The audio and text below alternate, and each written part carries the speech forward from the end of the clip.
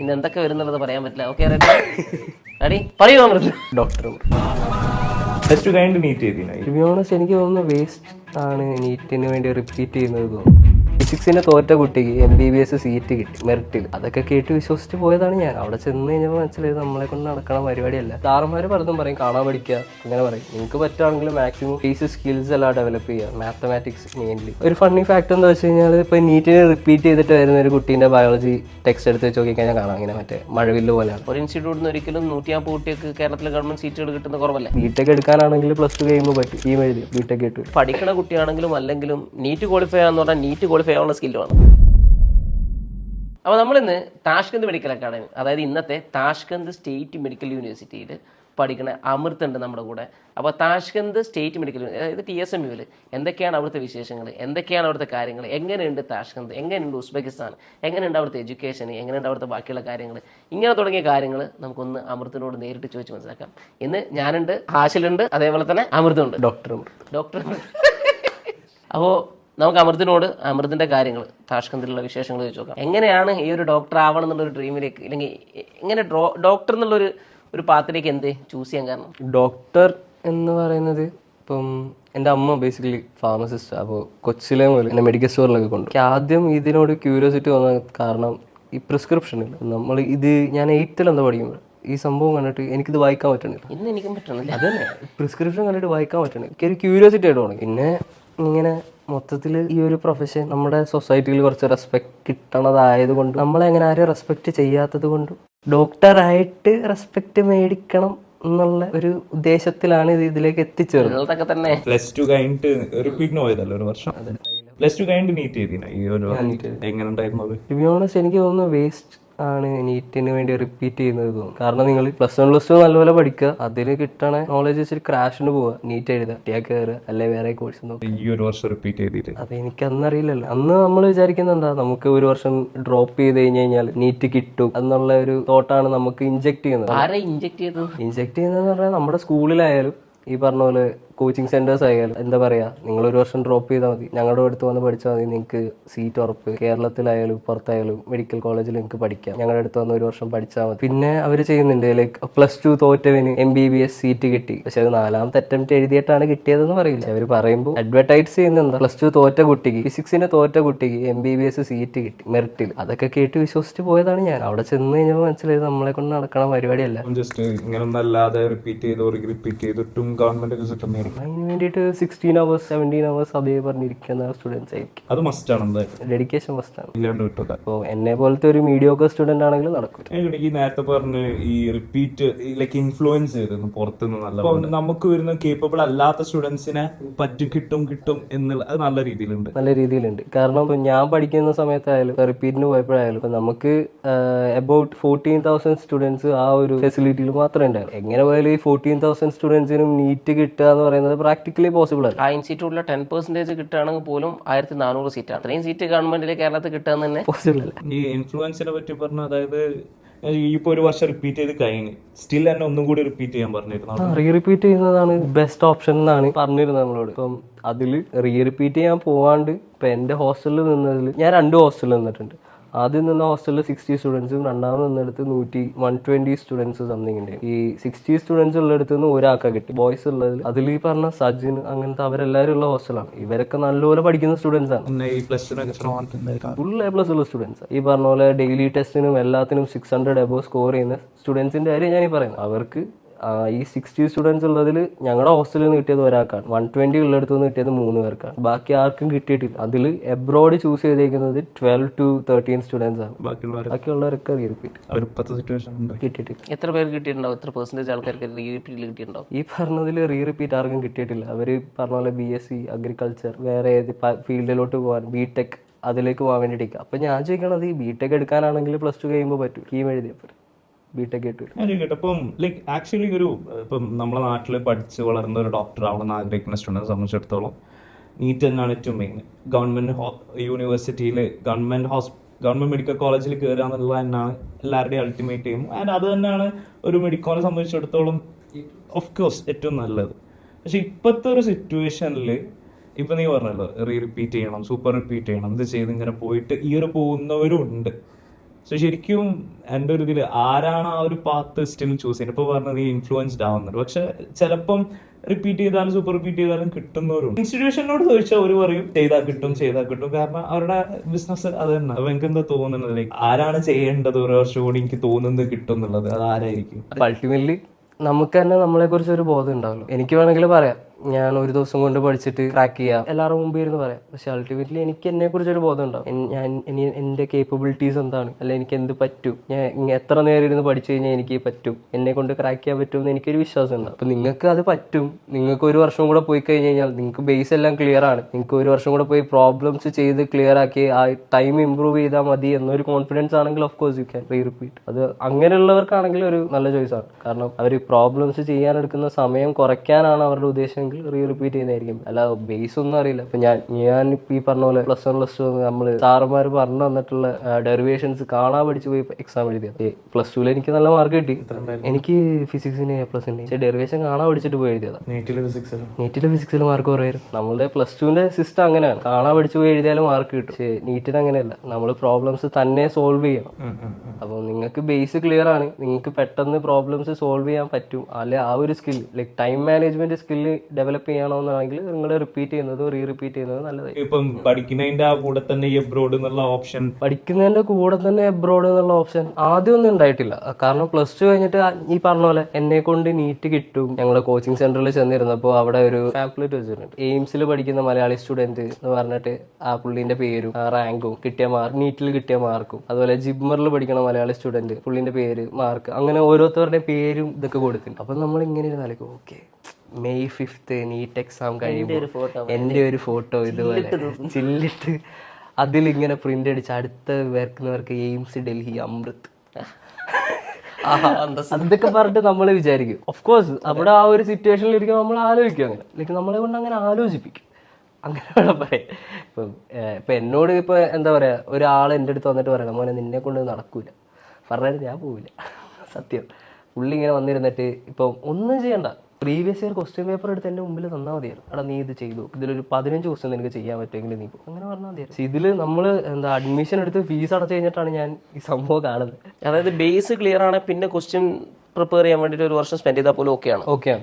Base clear ആക്കാം. നമ്മളിപ്പോൾ സ്കൂളിലുള്ളപ്പോൾ തന്നെ ബേസ് ക്ലിയർ ആക്കാം. ഇങ്ങനെ ഒരു 10th കഴിഞ്ഞ് +1 ചെയ്യാൻ നിൽക്കുന്ന ഒരു സ്റ്റുഡന്റ് ആളെടുത്ത് എന്താ അഡ്വൈസ് പറയാ? ഇപ്പൊ MBBS ആണ് നീറ്റ് ചെയ്തലാണ് അൾട്ടിമേറ്റ് ചെയ്യുമ്പോൾ, ഇപ്പോൾ ഞാൻ +1 പഠിക്കുന്ന സമയത്ത് ഞങ്ങളുടെ സാറുമാരായാലും ടീച്ചേഴ്സ് ആയാലും നമ്മളെ പഠിപ്പിക്കുന്നത് വെച്ച് കഴിഞ്ഞാൽ ടെക്സ്റ്റ് ഒന്നും NCERT എന്ന് പറയുന്ന സാധനം നമുക്ക് പഠിക്കാനുള്ളതാണ്. NCERT ബുക്ക് ഞങ്ങൾ ആരും ക്ലാസ്സിന് കൊണ്ടുപോയിട്ടില്ല. അതിലൊരു പേജ് പോലും ഞങ്ങൾ +1 +2 വായിച്ചിട്ട്, നമുക്കിപ്പോൾ സാറ് ക്ലാസ്സിന് വരും, ഇപ്പോൾ ഒരു ചാപ്റ്റർ അതിൽ ഇപ്പോൾ ഫോർ എക്സാമ്പിൾ ഇപ്പോൾ റേ ഒപ്റ്റിക്സ് ആണ്, അതെടുക്കും, പുള്ളി മിറർ വരയ്ക്കും, ഓരോ സാധനം പറഞ്ഞുതരും, എന്നിട്ട് ഇതിന്റെ ഡെറിവേഷൻസ് പറഞ്ഞുതരും, അത് നോട്ടിൽ എഴുതുക, അത് കാണാൻ പഠിക്കുക. ഇതാണ് ഇങ്ങനെയാണ് എല്ലാ ചാപ്റ്റേഴ്സിനും ചെയ്യുന്നത്. ഈ പറഞ്ഞ NCERT വെച്ചിട്ട് നമ്മൾ ഒരു പരിപാടി ചെയ്തിട്ടില്ല. പക്ഷെ നീറ്റിന് വരുമ്പോൾ കംപ്ലീറ്റ്ലി ഓപ്പോസിറ്റ്. നമ്മളോട് ഇവിടെ വരുമ്പോൾ എല്ലാ സാറന്മാരും പറയുന്നത് NCERT ബങ്ക് ചെയ്യുക, മൊത്തം വായിക്കുക, ലൈൻ ബൈ ലൈൻ ഫുള്ള് വായിക്കും. അപ്പോൾ +2 നിങ്ങൾ NCERT വായിക്കുന്നില്ല. അപ്പോൾ ഇവിടെ വരുമ്പോഴത്തേക്ക് അത് എന്താ പറയാ, നമ്മൾ ഇതുവരെ ചെയ്തിട്ടില്ലാത്തൊരു കാര്യം പെട്ടെന്ന് നമ്മളോട് വന്നിട്ട് പറയാണ് ഇങ്ങനെ NCERT നോക്കിയാണ് പഠിക്കേണ്ടത് ഫുൾ. അപ്പോൾ +2 സ്റ്റുഡൻസിന്റെ ഗുഡ് അഡ്വൈസ് എന്താ? ശരിക്കും സാറന്മാർ പലതും പറയും, കാണാൻ പഠിക്കുക, അങ്ങനെ പറയും. നിങ്ങൾക്ക് പറ്റുകയാണെങ്കിൽ മാക്സിമം ബേസിക് സ്കിൽസ് എല്ലാം ഡെവലപ്പ് ചെയ്യുക, മാത്തമാറ്റിക്സ് മെയിൻലി. എങ്ങനെ പഠിക്കണം, അതായത് എങ്ങനെയാണ് അതിന്റെ അപ്രോച്ച് ചെയ്യേണ്ടത്? അതായത് ഞാനിപ്പോൾ പറയുകയാണെങ്കിൽ NCERT കംപ്ലീറ്റ് വായിച്ച് മൾട്ടിപ്പിൾ ടൈം വായിക്കുകയാണോ ചെയ്യേണ്ടത്, അല്ലെങ്കിൽ ഓരോ പോയിന്റുകൾ നോട്ട് ചെയ്ത് വെച്ചിട്ട് പിന്നെ റിവൈസ് ചെയ്യണോ ചെയ്യേണ്ടത്? ഏത് അപ്രോച്ചാണ് വേണ്ടത്? പോയിന്റുകൾ നോട്ട് ചെയ്ത് വെച്ചിട്ട് റിവൈസ്, അത് മൊത്തത്തിൽ വായിച്ചിരിക്കണം. ഒരു വട്ടമെങ്കിലും നമ്മൾ ആ ടെക്സ്റ്റ് ബുക്ക് കംപ്ലീറ്റ് വായിച്ചിരിക്കണം എന്നാണ് പറയുക. ചിലർക്ക് ഒരു ഒറ്റ വട്ടം വായിച്ചാൽ മതി, അവർക്ക് അത് കംപ്ലീറ്റ് കാര്യം ഓർമ്മയുണ്ടാവും. ചിലർക്ക് ഒരു 10 വട്ടം വായിച്ചാലും അതിൽ ഓർമ്മ ഉണ്ടാവില്ല. അങ്ങനെയുള്ളവരാണെങ്കിൽ ആ പോയിന്റ്സ് എടുത്ത് മാറ്റി അവർക്ക് കിട്ടാത്ത പോയിന്റ്. മാത്തമാറ്റിക്സ് ആണെങ്കിൽ ശരിക്കും നമ്മൾ ക്വസ്റ്റ്യൻസ് മൾട്ടിപ്പിൾ ഓരോ ചാപ്റ്റർ എടുത്തിട്ട് ആ ചാപ്റ്ററിലുള്ള different type of questions solve ചെയ്യണോ ചെയ്യേണ്ടത്, അതല്ലെങ്കിൽ ഉള്ള ക്വസ്റ്റ്യൻസിൽ കൂടുതൽ അതിൻ്റെ മെത്തേഡ് എങ്ങനെയാണ് അവർ അപ്രോച്ച് ചെയ്യേണ്ടത്? ഫിസിക്സ്, കെമിസ്ട്രി ഓരോന്നും. ഇപ്പോൾ നീറ്റ് നോക്കുന്ന സമയത്ത് നമുക്ക് മാത്സിൽ എന്താ പറയുക, ഇപ്പം നീറ്റാണ് ഇപ്പോൾ ഒരാളുടെ നീറ്റാണ് നോക്കുന്നത്, പക്ഷേ +2 സ്റ്റുഡൻ്റ് ആണ്, അല്ലെങ്കിൽ +1 സ്റ്റുഡൻ്റ് ആണ്, +1 കയറുന്ന സ്റ്റുഡൻ്റ് ആണ്. ഓക്കെ, അപ്പോൾ നീറ്റിന് വേണ്ടിയിട്ടാണെങ്കിൽ മാത്സ് സ്കില്ല് വേണ്ടോ പറയുമ്പോൾ നമുക്ക് എന്താ പറയുക, മൾട്ടിപ്ലിക്കേഷൻ ആണ് മെയിൻലി. നമ്മൾ ഡെസിമൽസ് വെച്ചിട്ടും ഫ്രാക്ഷൻസ് വെച്ചും മൾട്ടിപ്ലൈ ചെയ്യാൻ നല്ലപോലെ അറിയാമെങ്കിൽ, അതുപോലെ ട്രിഗണോമെട്രി, കോസ്, ടാൻ, അങ്ങനത്തെ സാധനത്തിൻ്റെയൊക്കെ വാല്യൂസ് അതൊക്കെ പഠിക്കാൻ ബേസ് സാധനം, ട്രിഗണോമെട്രീൻ്റെ ബേസും അതുപോലെ മൾട്ടിപ്ലിക്കേഷൻ്റെ ബേസ് ഒക്കെ നല്ലപോലെ അറിയാവുന്ന ഒരു വ്യക്തിയാണെങ്കിൽ.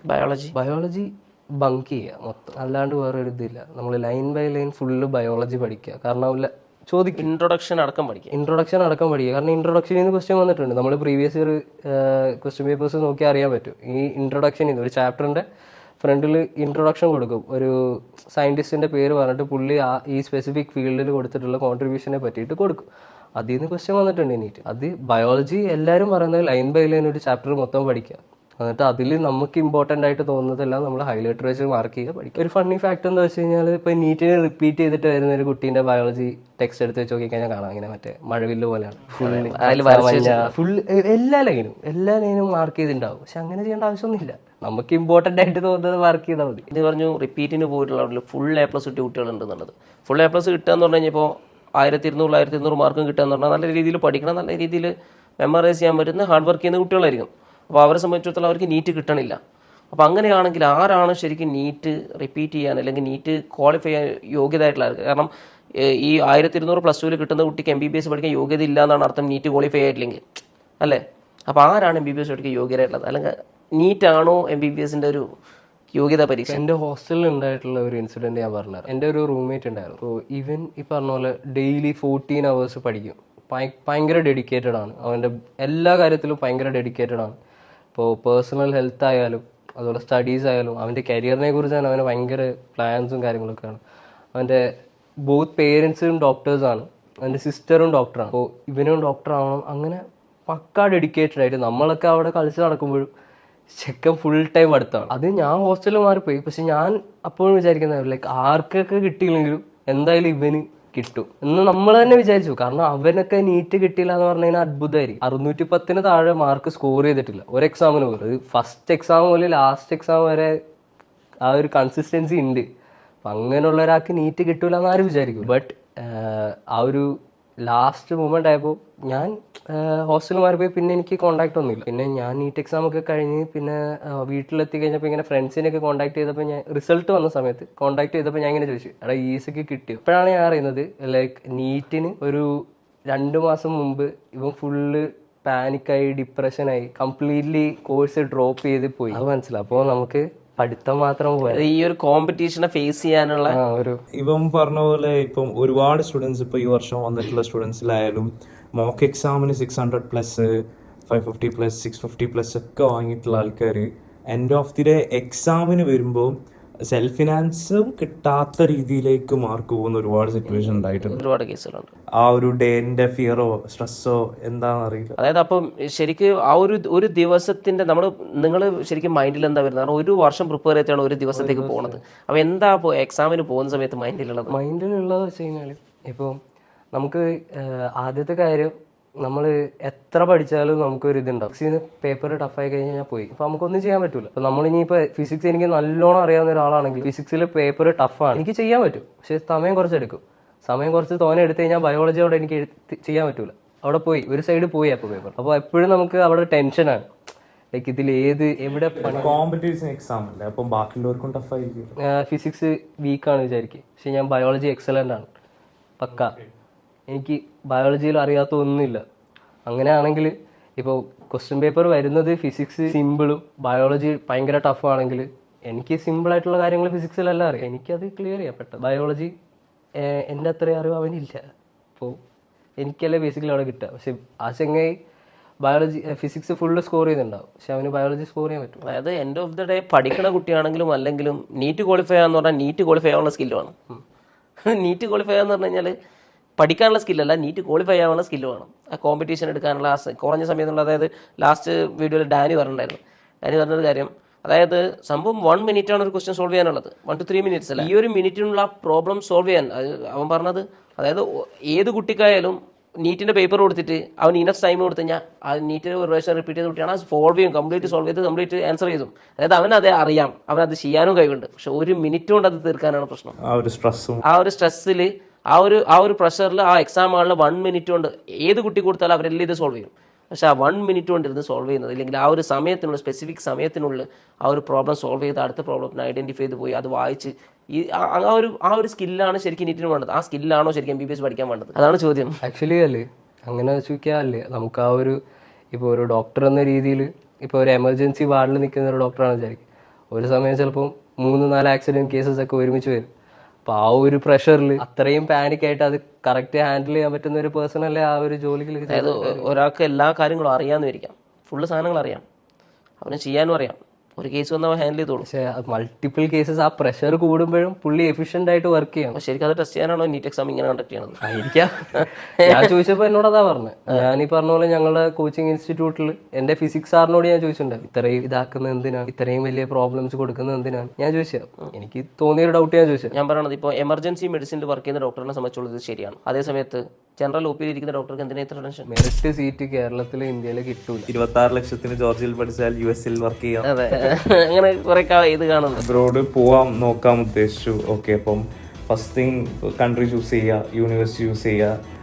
അതിന്റെ ഒരു പാത്ത് എങ്ങനെയായിരുന്നു ഈ researching phase abroad university choose ചെയ്യുന്നത്? അങ്ങനെ എബ്രോഡ് നോക്കുന്ന ഒരാളാണെങ്കിൽ ഞാൻ പറയും ഏജൻസിക്കാരെ വിശ്വസിക്കും.